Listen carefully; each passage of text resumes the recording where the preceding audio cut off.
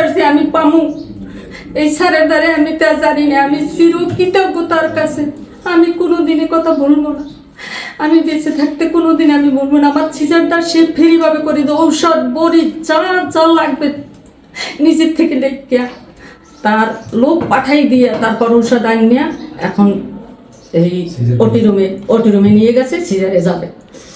আসলে আমি প্রতিবন্ধী মানুষ, কিন্তু আমাদের যে রুগী সেও প্রতিবন্ধী, কিন্তু আমাদের যে স্যার আসলে দুঃখের ভাষায় বলতে হয়, ওনার মতো মানুষই হয় না।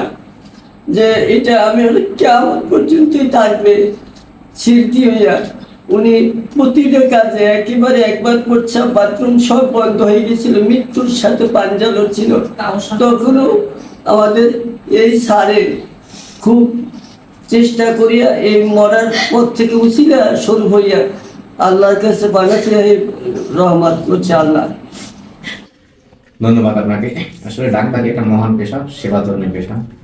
তো আমি কতগুলো সিজার ফ্রি করবো বিষয়টা এরকম না, আমি কতগুলো মানুষের মন থেকে উপকার করবো, কতগুলো রোগীর মন থেকে সেবা করবো, বিষয়টা এরকম। আর কেউ যদি যখন মন থেকে সেবা করে, মন থেকে মানুষের উপকার করে, এটা কিন্তু কেউ লিপিবদ্ধ করে করা উচিত না, অথবা হয়তো সত্যিকারের যে করে সেই এগুলো লিপিবদ্ধ করেও না। তো সেক্ষেত্রে আমি ডাক্তার, তো আমি কলাপাড়াতে দীর্ঘদিন থাকার সুবাদে অনেক গরিব মানুষের বিভিন্ন আঙ্গিকে উপকার করা হয়েছে চিকিৎসা ক্ষেত্রে। সেটা সিজারের অপারেশন করা হয়েছে, অন্য অপারেশনও ফ্রি করা হয়েছে, জরুরি বিভাগে ফ্রি চিকিৎসা, হসপিটালের ভিতরে ফ্রি চিকিৎসা, প্রাইভেট চেম্বারে ফ্রি চিকিৎসা।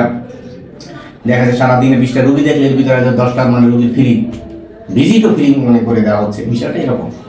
তো আমি মানবিক দৃষ্টিকোণ থেকে একজন মুসলমান হিসাবে, একজন ডাক্তার হিসাবে সেবাধর্মী পেশার সাথে নিয়োজিত আছি।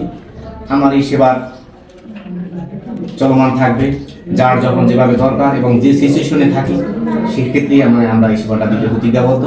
এবং আমি আল্লাহর কাছেও দোয়া চাই, আপনাদের সবার সহযোগিতা চাই যে আমি যেন এই সেবার ধারাবাহিকতা বজায় রাখতে পারি। আপনারা সমাজের নেতৃত্বস্থানীয় শীর্ষস্থানীয় মানুষ, সমাজকর্মী, সংবাদকর্মী, আপনারাও আমাকে সহযোগিতা করেন। যদি সমাজে এরকম পিছিয়ে পড়া, হতদরিদ্র, অসহায় মানুষ, যেমন এখন যে অপারেশনটা করবো, একজন প্রতিবন্ধী পেশেন্টও প্রতিবন্ধী, তার হাজবেন্ডও প্রতিবন্ধী, ভিক্ষা করে। এবং ওকে জিজ্ঞেস করলাম তাহলে তোমার শ্বশুরবাড়ির কোনো সাপোর্ট আছে কিনা, বলে শ্বশুরবাড়ি কেউ নাই, হাতিয়ানা সন্দ্বীপে শ্বশুরবাড়ি, সে জায়গাতেও ওই রকম কেউ হেল্পফুল নেই, তার অসহায়। ওকে আমি দীর্ঘদিন ধরে হেল্প করে আসছি। তো এখন শুনি যে বউটা অপারেশন করতে হবে। কেন করতে হবে? নর্মাল ডেলিভারি চেষ্টা করেছি, গতকালকে থেকে ব্যথায় কাতরাচ্ছে, নর্মাল হচ্ছে না। তাহলে আজকে আমি দ্রুত সিদ্ধান্ত নিলাম যে ঠিক আছে, আমি জরুরি নামাজটা করে আসি, তোমরা রেডি করো। এবং আমার রক্তের পরীক্ষা টরীক্ষা সব কিছু আমি ফ্রি করে দিয়ে বাই দিস টাইম আমি মিন্টুকে ফোন দিয়েছি যে একবার এ পজিটিভ ব্লাড লাগবে, সেটা কীভাবে, এইটার ব্যাপারে মিন্টু সহযোগিতা করবে, আশ্বাস করেছে। তো এখন আমি অপারেশন করতে যাবো, আপনাদের সাথে কথা বলার পরই।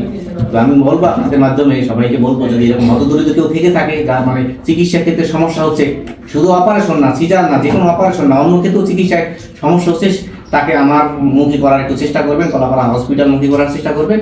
আমি আমার সাধ্য মতো অথবা ঊর্ধ্বতন কোনো জায়গায় পাঠালেও যদি বেশ কোনো সমাধান আসে, সেটা আমি সহযোগিতা করবো। এমনকি অনেক রোগীরা আমি অ্যাম্বুলেন্স ভাড়া দিয়েও পটুয়াখালী বরিশালে পাঠাই। যদি এরকম কাউকে পাঠানো লাগে, কাউকে আর্থিক সহযোগিতা দেওয়া লাগে, কাউকে চিকিৎসা দেওয়া লাগে, কাউকে অপারেশন করা লাগে, আমি আমার সাধ্য মতো শারীরিক, মানসিক, আর্থিক এবং সেবা দিয়ে আমি আমার সেবার প্রক্রিয়া চলমান রাখতে প্রতিজ্ঞাবদ্ধ। কি ওই রাস্তাঘাটের ক্যাম্পাসাররা যেমন লোভনীয় অফার দেয়, একটার সাথে 3টা ফ্রি, অমুক ফ্রি, সমুক ফ্রি, এরকম।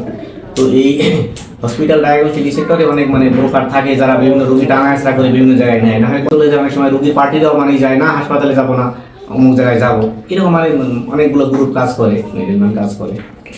সব কিছুরই সমাধান আছে, 100% না হোক, কাছাকাছি সমাধান আছে। সবাইকে সচেতন হওয়া, যে কোনো বিষয়ে, শুধু এই বিষয়ে না, যে কোনো বিষয়ে সচেতনতার বিকল্প নেই। আপনাকে সচেতন হতে হবে যে আপনি কোন সেবা নিতে কার কাছে যাবেন, এটা বুঝতে হবে। আমরা অনেকেই ডাক্তার, হসপিটালে অনেক ডাক্তার আছে, অথবা অনেক ডাক্তার, এক ডাক্তার এক সেকশনে। তো এখন চর্ম বিশেষজ্ঞর কাছে যদি আপনি মনে করেন যে অন্য রোগ নিয়ে, অপারেশনের রোগ নিয়ে যান, এভাবেও যাচ্ছে, মানুষ যাচ্ছে, যে সবাই মনে করে ডাক্তার, বিষয়টা এরকম। তো সেক্ষেত্রে আমাদের সচেতন হতে হবে সর্বাঙ্গীকে। আমি আমার সেক্টরে, আমার চেয়ারের অবস্থান থেকে আমাকে সচেতন হতে হবে, আপনাকে আপনার অবস্থান থেকে সচেতন হতে হবে, এবং যার যার অবস্থান থেকে সবাইকে সাবধান হতে হবে।